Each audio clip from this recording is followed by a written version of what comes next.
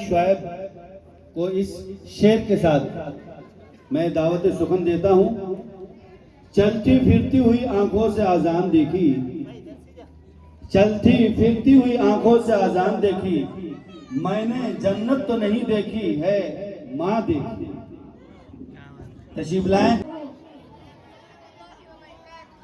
الحمد لله رب العالمين والصلاة والسلام على سيد المرسلين أما بعد فأعوذ بالله من الشيطان الرجيم بسم الله الرحمن الرحيم ووصينا الإنسان بوالديه حسنا.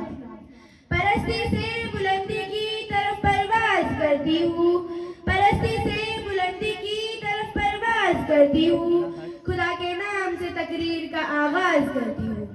معزز سامعین کرام, آج میں آپ کے سامنے اس مقدس ہستی کا ذکر خیر کرنا چاہتی ہوں جس کی پیشانی میں نور, جس کی آنکھوں میں ٹھنڈک, جس کی باتوں میں محبت, جس کے دل میں رحمت, جس کے ہاتھوں میں شفقت, جس کے پیروں میں جنت اور جس کی آغوش میں پوری دنیا کا سکون ملتا ہے, جس کے بغیر گھر کا قبرستان کی طرح لگتا ہے, جس کی محبت کبھی بھی دکھلاوے کے لیے نہیں ہوتی ہے, جس کا پیار سمندر کی مانند ہر وقت جوش میں رہتا ہے, جس کی محبت چٹان سے زیادہ مضبوط اور سمندر سے زیادہ گہری ہوتی ہے.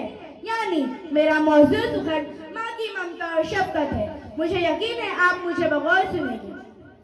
معزز سامعین, ماں دنیا کی وہ عظیم ہستی ہے جس کی محبت کے سامنے ہر انسان کی محبت کمتر ہے. ماں کے جیسا خلوص, ماں کے جیسا ایثار, ماں کی جیسی محبت دنیا کا کوئی بھی شخص پیش نہیں کر سکتا. ماں کا پیار چاند کی طرح صاف اور شفاف ہوتا ہے. ماں کے سوا کوئی بھی سچا اور مخلص رشتہ نہیں ہے. ماں کی شفقت اور محبت کی ٹھنڈی چھاؤں میں بیٹھ کر ہم دنیا کی تمام دکھ اور درد کو بھول جاتے ہیں. ماں اپنی اولاد کو کبھی بھی دکھ نہیں پہنچنے دیتی ہے. ماں کے ہاتھ اپنی اولاد کی سلامتی اور بھلائی کے لیے خدا کے دربار میں ہمیشہ اٹھے ہوئے ہوتے ہیں. ماں کا روپ اللہ تعالیٰ کی طرف سے وہ خاص تحفہ ہے جس میں اللہ تعالیٰ نے اپنی رحمت, برکت, فضل و کرم, وراحت اور عظمت کی صفات کو شامل کر کے عرش سے فرش پر اتارا اور اس میں 4 چاند لگا دیا. ماں کے قدموں تلے جنت دے کر اللہ تعالیٰ نے ماں کو اس مقدس اور اعلیٰ مرتبہ پر فائز کر دیا. ماں کی ہستی باپ سے زیادہ عظیم ہوتی ہے. ماں کی نافرمانی کرنا شرک کے بعد سب سے بڑا گناہ ہے. ماں گھر کی روشنی اور گھر کی زینت ہے. ماں ہمارے لیے جنت کا راستہ ہے.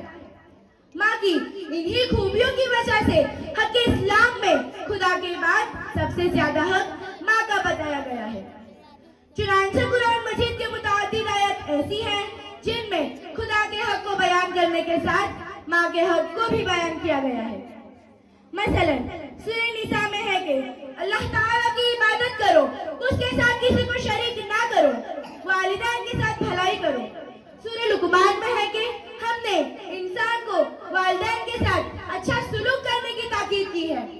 سورہ عنکبوت میں ہے کہ ہم نے انسان کو والدین کے ساتھ بہتر برتاؤ کرنے کی تاکید کی ہے.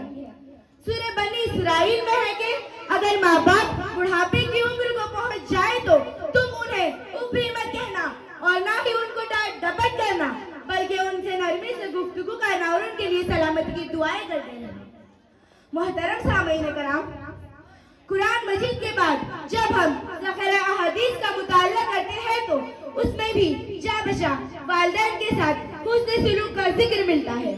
کسی حدیث میں یہ ہے کہ کبیرہ گناہوں میں سب سے بڑا گناہ شرک اور والدین کی نافرمانی کرنا ہے. تو کسی حدیث میں یہ ہے کہ ماں کے قدموں کے نیچے جنت ہے. کسی حدیث میں یہ ہے کہ حسن سلوک کا سب سے بڑا حقدار ماں ہے. تو کسی حدیث میں یہ ہے کہ ماں باپ کی نافرمانی کرنا حرام ہے. کسی حدیث میں یہ ہے کہ ماں باپ ہی جنت و جہنم ہے. تو کسی حدیث میں یہ ہے کہ جو شخص اپنے ماں باپ کو محبت کی نگاہ سے دیکھتا ہے تو اس کو ہر نظر کے بدلے مقبول حج کا ثواب ملتا ہے. فرزندان ملت, آج یہ دیکھ کر بہت افسوس ہوتا ہے اور کلیجہ منہ کو آنے لگتا ہے کہ جس ماں نے اپنی اولاد کو 9 مہینے تک اپنے پیٹ میں رکھا اور بے پناہ مشقتوں کے ساتھ اسے جنم دیا, جس ماں نے سینے سے لگا کر دودھ کی شکل میں اپنی اولاد کو اپنا خون پلایا, جس ماں نے خود کچی اور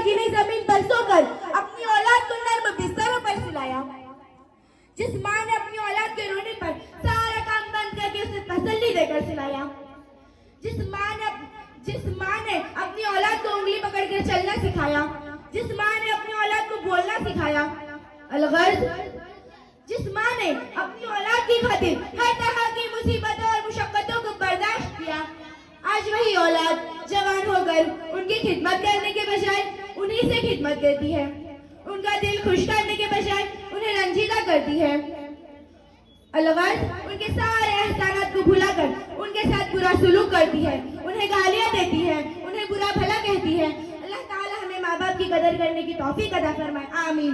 وآخر دعوانا ان الحمدللہ رب العالمین۔ آخر میں اس شعر کے ساتھ اپنی تقریر ختم کرتی ہوں۔ ماں تیری عظمتوں پر خود کو نثار کر دوں، ماں تیری عظمتوں پر خود کو نثار کر دوں، میں تیرے نام ہوں اپنے لیل و نہار کر دوں۔ لبوں پہ اس کے کبھی بد دعا نہیں ہوتی، لبوں پہ اس کے کبھی بد دعا نہیں ہوتی، بس ایک ماں ہے جو کبھی خفا نہیں ہوتی۔ السلام علیکم ورحمۃ اللہ۔ तालियों से जरा इस्तेकबाल हो भाई, तालियों में भी मुखालफ का इंतहा हो गई। बहुत जबरदस्त माशाल्लाह तकरीर की है, जोरदार तालियां। ये सुमैया बच्ची बहुत प्यारी है, बहुत अच्छी है, उसकी आवाज में बहुत एकदम जज्बात है, जिसने माँ के ताल्लुक से और बाकी के हदीस से यहाँ पर बहुत बेहतिया पसंद की है, बहुत जबरदस्त बात की है उसने।